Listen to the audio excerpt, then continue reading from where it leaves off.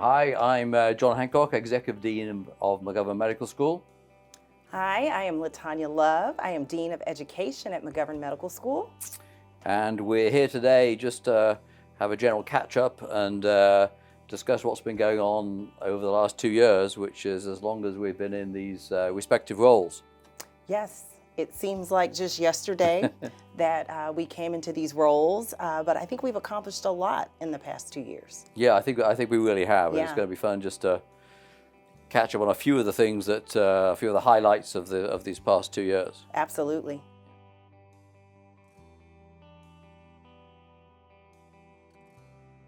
So the medical school is very much about the people, the faculty that we hire, and how well they do in their respective roles.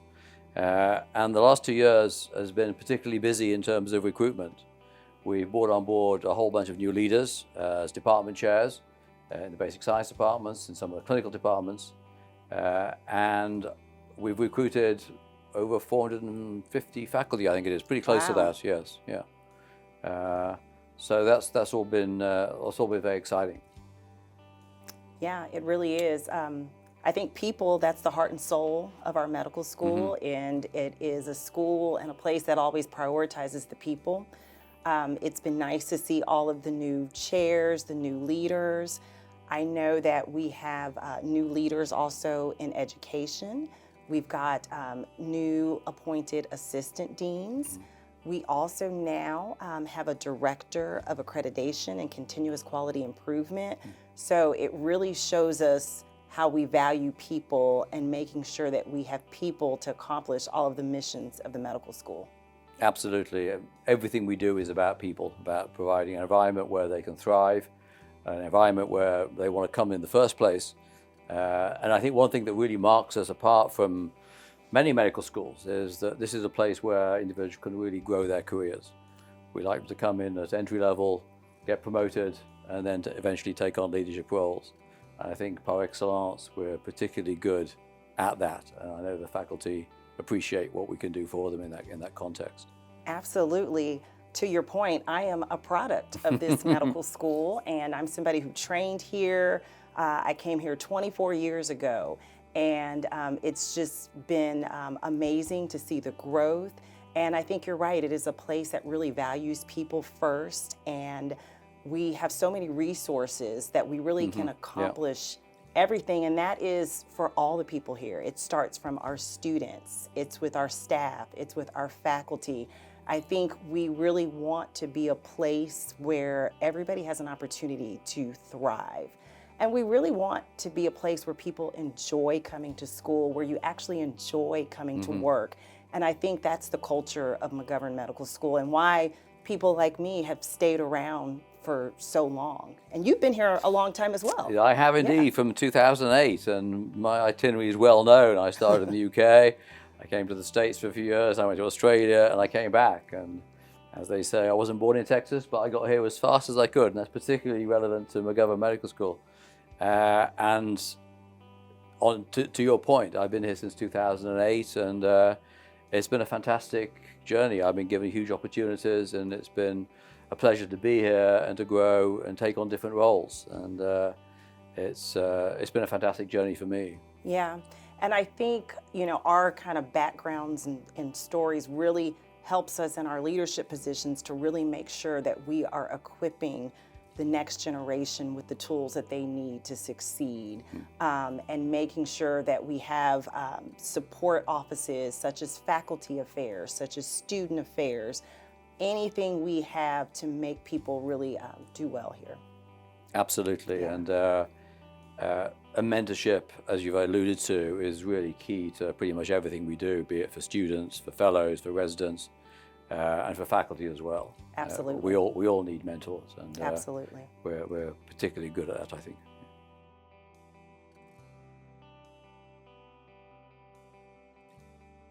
So, Tanya, one of the main reasons we're here is to educate students. If we weren't educating students, we wouldn't be a medical school. Right, none of us would have a job, right? Exactly, that's right. Yeah. So talk a bit more about how the students are faring here. Yeah, so our students are really amazing.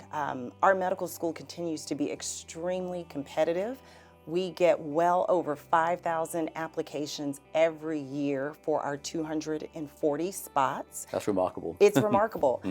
We're the largest medical school in the state of Texas, and we interview a little over 1,000 applicants every year. That's quite an achievement. It really, really is, and I have to really, take time to thank our faculty who are part of our admissions committee, because it is a very time-intensive process, but it is so important, and we really pride ourselves in doing holistic review to really capture the best and brightest students who we hope to ultimately stay in the state of Texas.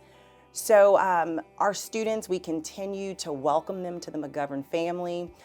We always look forward to the first-year student retreat, the Henry Strobel retreat, which is a time-honored tradition for our medical students. We are at a new location now at Camp Choye, but it still has the same spirit that Dr. Strobel really wanted when he thought about taking students away. And really, it's just a time for us as leaders and faculty to get to know them, and more importantly, for them to get to know their classmates. Many of their classmates will become some of their best friends. Lifelong relationships develop here in medical school. So we're so excited about that. We continue to be very proud of our curriculum. We know that we're in the process of kind of refreshing our curriculum to really stay up to date with medical education and really do a lot more active learning. Our students love that flipped classroom. They love the small group sessions. They like doing team-based learning and problem-based learning. We're still so fortunate to have an amazing surgical and clinical skills simulation center, and we really want to incorporate more of that into the students' day-to-day curriculum. Yeah, it's amazing when you look back to how you and I trained. Oh yeah, it is with different. hours and hours sitting in lecture theaters, Yes, a little bit of time in the dissecting room, some labs, how totally different it is now, and how different the education needs to be, and how different the students are, and how they expect to want to be trained. Absolutely, yeah. It is definitely a different generation, a different day and time. So we look forward to always trying to stay kind of up to date with education and really trying to always engage our students more. And one of the things that I like is that their input is very valuable. We have students who sit on our curriculum committee. We have students who are part of our continuous accreditation and review committee. So that student input is so incredibly valued. We survey them every year. We do a McGovern annual student satisfaction survey to make sure that we are accommodating their needs and where we can look at where there's room for improvement and what we're doing well. Yeah, and they also have a huge number of opportunities here as well in various dual degrees. Yeah. What are some of the more recent additions to that portfolio? So I think one of the things that I like about our curriculum here is that really our students can customize it. Yeah. And there are things that they can do that really can enhance their medical school education. So speaking of dual degrees, so we have our MD PhD program, a very successful MSTP program. We have got an MD MBA program. Probably our most popular dual degree program is the combined MD MPH program, which can be done in 4 or 5 years, because we've got a fantastic School of Public Health just indeed. down the street. We have an MD MBE program with Rice University. So Fantastic. for some of our students that have an engineering background, this is great. And then one of the things that's becoming a little more popular now is our combined MD-MS program with our School of Biomedical Informatics. Yeah, I was going to ask you about that. Absolutely. We know artificial intelligence is all the rage, machine learning, and so we're really, really excited to be able to partner with the School of Biomedical Informatics and offer that to our students. Yeah, and we're very fortunate here that the School of Biomedical Informatics is without doubt the premier institution for biomedical informatics within the country. In fact, it's the only standalone school in the country. So we're very fortunate to have that as part of our university portfolio with outstanding faculty. Absolutely. Yeah. Of course, one of the challenges for being a student in any type of education in the States currently is the cost of that education and the cost of putting themselves through school. So I know you're very heavily involved in working with our development board to work on scholarships for as many of our students as possible. What progress have we made in that space? So we have definitely been making progress. We do, pride ourselves that our medical school tuition is affordable compared to our peers across the country, but it's still a lot of money. Our students are coming out the average student comes out over $100,000 in debt. And so we really have prioritized trying to raise more funds for scholarships. We are so grateful that we now have given out 11 full ride scholarships. Fantastic. In part thanks to the transformational gift that we received from the McGovern Foundation, but we really want to continue to increase that. So that is something that we are actively working with our development team. We're working with our alumni association because it is a priority. We want the cost of education to not be a decision maker when students are deciding what specialty they want to go into. We need all physicians. We need physicians in primary care. We need surgical specialists. We need psychiatrists. We need everything. So it is really nice when a student doesn't have to think about the debt burden when they are making the decision to apply to residency. Absolutely. Yeah.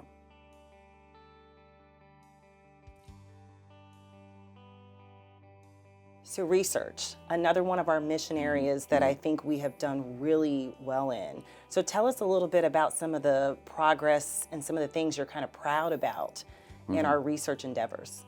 Yeah, thank you, Tanya. Yeah, research is one of our key pillars, and it's an area that's very close to my heart, being a kind of a basic researcher throughout my life. And so we've been working really hard to improve the research output of the medical school over the last couple of years. And I'm pleased to report we're seeing phenomenal progress. So as a result of our highly productive faculty, of our new recruits, and ongoing excellence that our faculty demonstrate, research expenditures, which is one kind of overall measure of how well we're doing in terms of the total number of dollars we actually spend on research, which reflects how many dollars we actually bring into the medical school, is now close to $240 million. Oh, wow. So that's a significant increase of about 20%, 15-20% over last fiscal year. And that last fiscal year also saw an increase. So we're doing remarkably well in that space. One cohort or one subgroup of that funding is federal funding from the National Institutes of Health. And there are various agencies that rank how well we do as a medical school and how well the individual departments do in their discipline. And we have some absolute standouts in that national ranking of federal funding. So our medical school is currently ranked around about 53, I think it is, and that's up 4 to 5 slots on where we were last year. And with the numbers I've just reported to you for research expenditures, I sincerely expect us to go up yet further in those rankings, hopefully break into the top 50, and then head for the top 40 over the next couple of years. At least that is our game plan. We have some stellar performing departments. Neurosurgery is ranked number 4 in the entire country currently, which is absolutely unbelievable in terms of the research that they do, clinical, translational, basic research. They really are country leaders in that space.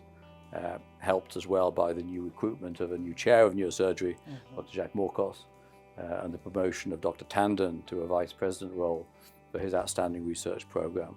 So that department is doing really well. We have a spectacular neurology department that also is about to break into the top 20 of Blue Ridge. And I could go on and on. The basic science departments are doing well as well. So metrics are important, but overall, we're doing phenomenally well. There's room for improvement, as there always is, and that continues to be a priority for the medical school. Research is really important, not least because of we're looking for the future treatments, the future innovations that will help our patients, but also it helps us to get onto the map in terms of how well we're viewed as a medical school. And research dollars and publications research grants. National profile comes from having an outstanding research program. So we're highly motivated to keep improving that. That's amazing. Yeah. And the students, we like the students to get involved in research as well early on. Absolutely. So our students have so many great role models in research here and so many amazing opportunities to participate in research. One of the things I'm proud of is our newish medical student research office, and that is led by Dr. Mary Horton. And she has done a phenomenal job in really making sure that our students are aware of all the opportunities available. We continue to have the highly sought after summer research program for students. We really want to make sure that students kind of have somewhere to go if they come here and maybe they've never done research before, that they have somewhere that they can go just to see what opportunities are available. We really do want to kind of put that bug in there early and really want them to have a love for scientific discovery. So we're really fortunate to have that team here. Yeah, and I've engaged with a lot of those students. Yes. They do remarkably well. Yes. And it's always wonderful to see the presentations at the end of the year Absolutely. of what they've been doing and to see the Absolutely. enthusiasm that they have for research. We're so proud of our students because many of them get their papers and abstracts accepted and they get to go to national presentations. We're able through the Dean's Office to support with very small travel stipends to try and help our students so that they can go on these national platforms and learn and really get excited about research and what they've done, their work. Yeah, absolutely. Yeah.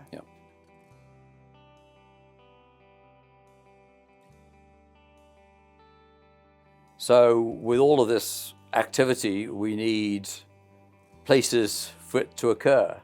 And we're a medical school that's aging a little bit in terms of the buildings that we occupy. So it's really important to constantly refresh where we can. And this year has seen some significant improvements in some of the facilities that we can offer to students and faculty. So Tanya, maybe you talk a little bit about the student opportunities. Absolutely. So I think it's important for us to have spaces for our students where they can go study, where they can relax and unwind. We have just completed a beautiful renovation of our Learning Resource Center. It's amazing. It is really, really nice, very modernized. It's just really a nice space for our students to be able, when they have a break in between classes, to go and study or just relax. It's adjacent to the student lounge. So it's a really, really nice space that we're very proud of. We have also been working with our clinical partners, Memorial Hermann and Harris Health. We have a new student lounge for students at Memorial Hermann. So it's another very nice space for our students, our clinical students, when they're rotating at Memorial Hermann. They can go take a break. There's workstations there where they can check up labs. They can grab a snack. And then we have also renovated the relaxation lounge space at LBJ Hospital. So that's really, really nice. And, you know, speaking of LBJ, we recently broke ground, right? We did indeed, yes. So this is really exciting. So there was a successful bond issue voted in by the residents of Houston to provide the funding for a brand new hospital on the LBJ site. It'll be about 400 beds, which is double the size of the existing hospital. And so that's going to be really exciting for Houston and for also our faculty, because we're going to have to significantly increase our faculty numbers and our resident number in order to support the new programs and the expanded programs at LBJ. So it's going to be a really busy and exciting time for the next couple of years. It really is. You know, I'm really excited about that, and I think that in addition to having more beds to serve the city of Houston, there's going to be a lot more learning opportunities for our trainees here. So we're really, really excited and really fortunate to have the partnership we do with Harris Health and Memorial Hermann. You know, speaking of facilities, another thing that we're really proud of too is our new fitness center. Oh, yes. That is actually in the penthouse, the top floor of the medical school. And it was something that had been there years ago that you and I might remember. It actually closed as I arrived. I don't think it was anything to do with Were me. you the reason that it went away? And we're so excited to have this space available as a satellite fitness center for our students, staff, employees, faculty to use. And anybody who has a membership to our fitness center, our recreation center, their badges work there, and it's open 24 hours. So this is really good for residents who may be on call, or maybe students who might be studying on the weekends or studying late to really just take a break. You know, it's something that I think we all continue to prioritize is the well-being of all of our people here, you know, all of our faculty, residents, students, and staff. So it's nice to be able to offer them the satellite fitness center upstairs. It's really nice. It's really nice. And there's showers, so that always comes in handy as well. Yeah, I know. It's been fantastic feedback from everybody who's been up there. It's a really great space. Yeah. And the other, I mean, it's rare that we can talk about brand new buildings coming on stream. And we have seen that this year with on the mid-campus. So we have a south campus where there's some research buildings and our dental school. We have the campus where we are, the Maine Medical Center campus, and there's a space in between called TMC3, Texas Medical Center 3. And that is going to be a hub for a lot of biomedical and translational research buildings. And the first one of those buildings was completed this year and are now occupied. And we're very fortunate to have some space in that building, which we have now occupied. So there's faculty from our drug development group, the Texas Therapeutics Institute, faculty from the biochemistry department, and faculty from the School of Biomedical Informatics, all co-located together in a very nice mix of wet lab space and dry lab space, where they can interact with other investigators operating in the area of drug discovery, including those some faculty from Texas A&M, who are one of the partner institutions in that building. MD Anderson is about to move in some of its faculty in the cancer immunology space, and so it's going to be really wonderful place for interactions between all of those three institutions. The other interesting aspect of that building is that there is a floor for commercial operations. So the way that model works is that the investigators that are working in that building, when they make important discoveries that are turned into patents and licensing agreements, and those licensing agreements are outsourced to biotechnology companies, those biotechnology companies will co-locate into that building to continue working and developing the new drugs and therapies that Texans need. And that has already started to happen. So this Crossbridge Biotechnology has moved in, collaborating with Dr. Arndt's group for some antibody-directed therapies. So we're really excited about the opportunities that will provide for our faculty and for new drug development. And that's the first of several buildings that are going up there. So, and if have you been over to this building? I have been there. It's beautiful. It's absolutely beautiful. The yes, campus is beautiful. Yeah. They have beautiful green space outside. It's a very open building. You know, it's part of the expansion of things like TMC3 that I always tell our students, you're so fortunate that your classroom is the world's largest medical center, the Texas Medical Center. I mean, there's just nothing like it. So it's exciting to be right here, you know, at the heart of it. There really is, that's right. And it's a place that's always expanding, as evidenced by TMC3. Yeah. So it's a place that doesn't stand still. Yep, yep.